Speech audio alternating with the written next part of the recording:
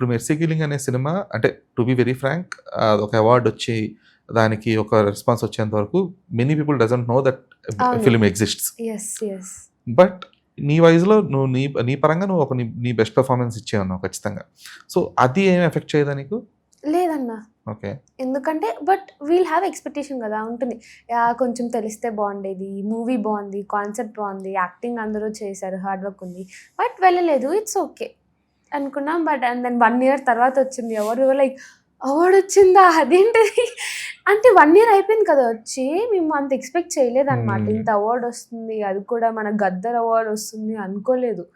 అప్పటికి మా director sir వాళ్ళు, ప్రొడ్యూసర్స్ అన్నా మీకు ఏదో ఒక అవార్డ్ వస్తది ఖచ్చితంగా ఈ మూవీకి. I was like okay. Thank you. But వచ్చింది. I was like super duper happy. మా ప్రొడ్యూసర్ మ్యామ్ వాళ్ళంతా కాల్ చేశారు. దే వర్ లైక్ హారిక నీకు అవార్డ్ వచ్చింది. కంగ్రాచులేషన్స్. అనౌన్స్ చేసిన 2 డేస్ వరకు మా మమ్మీ ఫోన్ ఖాళీ లేదనమాట. ఓకే. కాల్స్ వస్తున్నాయి. I was so happy. అంటే ఒక స్టేట్ అవార్డ్ వస్తే ఇంత ఆనందంగా ఉంటుందా? And then I have this thought ఇంకా హార్డ్ వర్క్ చేయాలి. ఇంకా మంచి పేరు తెచ్చుకోవాలి. So this is something in that way.